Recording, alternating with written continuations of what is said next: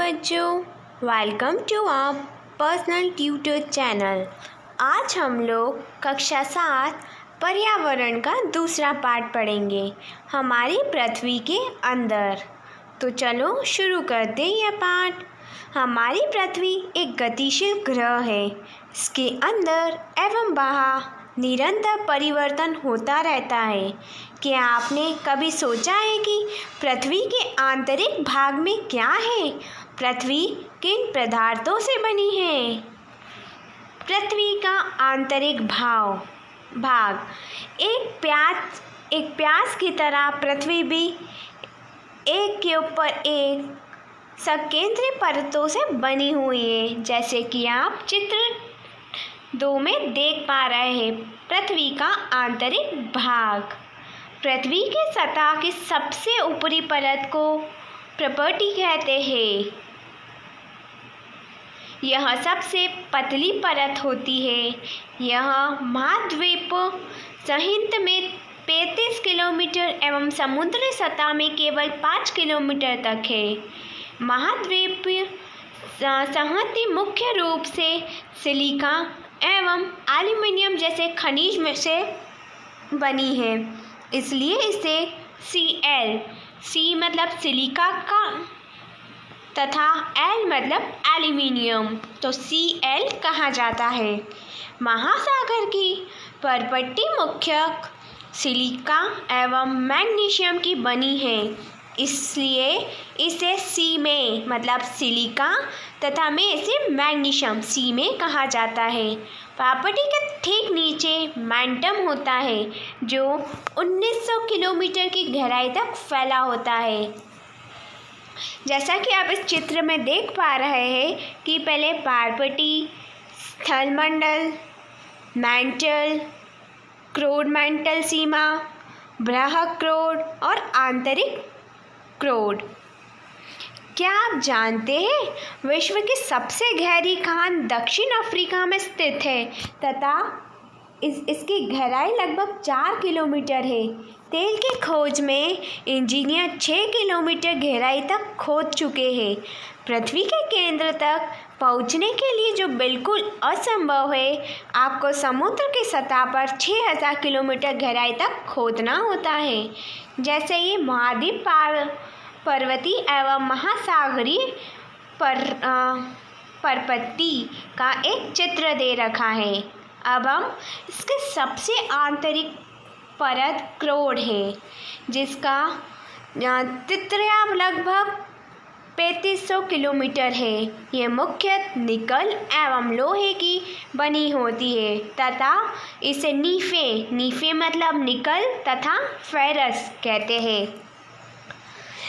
केंद्र बोर्ड का तापमान एवं दाब काफ़ी उच्च होता है।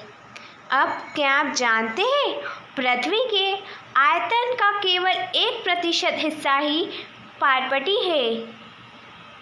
84% मैंटल एवं 15% हिस्सा क्रोड है। पृथ्वी की त्रिज्या 6351 किलोमीटर है। अपशेल एवं खनिज पृथ्वी की प्राकृत अनेक प्रकार की शेलों से बनी है। पृथ्वी की प्राकृत बनाने वाली खनिज पदार्थों के किसी भी प्राकृतिक पिंड को शेल कहते हैं। शेल विभिन्न रंग, आकार एवं गठन की हो सकती है। मुख्य रूप से शेल 3 प्रकार की होती है। इग्नेयस मतलब इग्नियस शेल, अवसादी शेल एवं कायांतरिक शेल। द्वैत मैग्मा ठंडा होकर ठोस हो जाता है। इस प्रकार बने शेल को आग्नेय शेल कहते हैं। इन्हें प्राथमिक शेल भी कहते हैं। आग्नेय शेल 2 प्रकार की होते हैं, अंतर्भेदी शेल एवं बहिर्भेदी शेल। क्या आप ज्वालामुखी से निकलने वाले लावा की कल्पना कर सकते हैं? वास्तव में आग की तरह लाल दत्त मेघमयी लावा है, जो पृथ्वी के आंतरिक भाग से निकलकर सतह पर आता है। जब द्रवित लावा पृथ्वी की सतह पर आता है। यह तेजी से ठंडा होकर ठोस बन जाता है। पारपटी इस प्रकार से बने शेल को बहिर्भेदी आग्नेय शेल कहते हैं। इनका संरचना बहुत महीन दानों वाली होती है। उदाहरण के लिए बेसाल्ट, दक्कन पठार बेसाल्ट शैली से ही बना है। द्रवित मैग्मा कभी कभी भूपृष्ठ के अंदर गहराई में ही ठंडा हो जाता है। इस प्रकार बने ठोस शैलों को अंतर्भेदी आग्नेय शैल कहते हैं। धीरे धीरे ठंडा होने के कारण ये बड़े दानों का रूप ले लेते हैं। ग्रेनाइट ऐसे ही शैल का एक उदाहरण है। लेई मसालों तथा दानों का चूर्ण बनाने के लिए जिन उपशोधन पत्थरों का उपयोग होता है वे ग्रेनाइट के ही बने होते हैं। शैल लुढ़कर, चटककर तथा एक दूसरे से टकराकर छोटे छोटे टुकड़ों में टूट जाती है। इन छोटे कणों को अवसाद कहते हैं।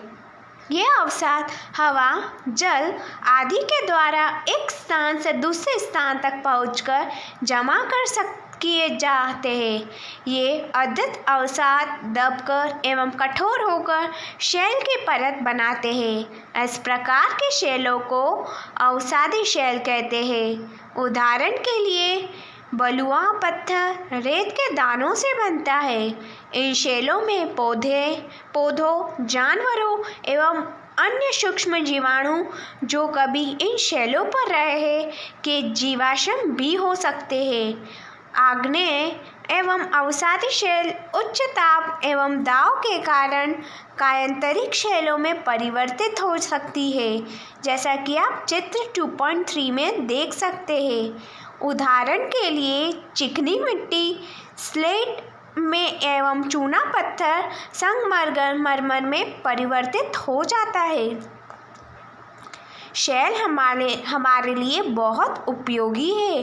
कठोर शैलों का उपयोग सड़क, घर एवं इमारत बनाने के लिए किया जाता है। अब पत्थरों का उपयोग कई खेलों में करते हैं। उदाहरण के लिए 7 पत्थर मतलब पिट्ठू, चिबड्डी मतलब सप्पा और सटापू या किटकिट, 5 पत्थर गिट्टी आदि। आप अपने दादा दादी, माता पिता, पड़ोसियों आदि से पूछकर कुछ अन्य खेलों की जानकारी प्राप्त करें।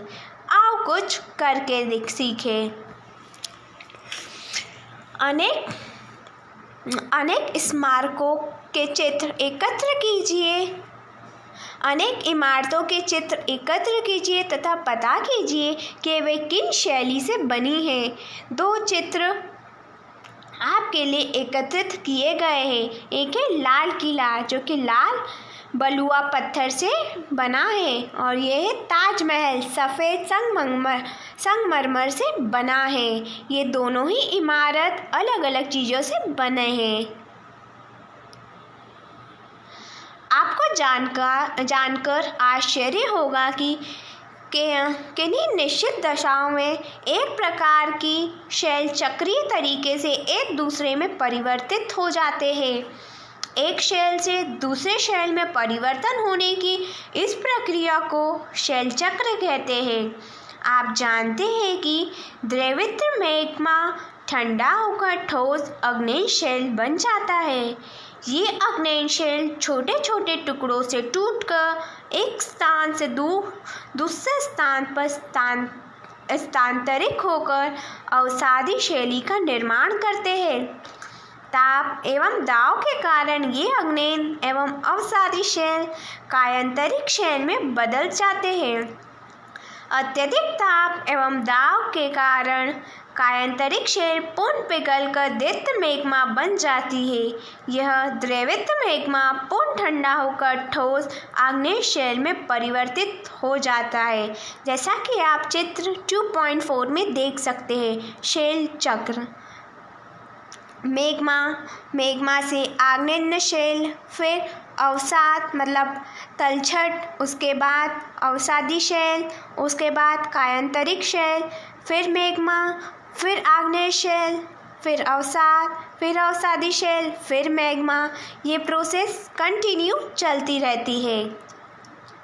शेल विभिन्न खनिजों से बनी होती है। खनिज प्राकृतिक रूप में पाए जाने वाले पदार्थ हैं जिनका निश्चित भौतिक गुणधर्म एवं निश्चित रासायनिक मिश्रण होता है। खनिज मानव जाति के लिए बहुत महत्वपूर्ण है। कुछ का उपयोग ईंधन की तरह होता है, जैसे कोयला, प्राकृतिक गैस एवं पेट्रोलियम। इनका उपयोग उद्योगों, औषधि एवं उर्वरक में भी होता है, जैसे लोहा, एल्यूमीनियम, सोना, यूरेनियम आदि। आप कुछ करके सीखें। आपके राज्य में कौन कौन से खनिज पाए जाते हैं? अपनी कक्षा में दिखाने के लिए कुछ नमूने एकत्रित कीजिए। धन्यवाद।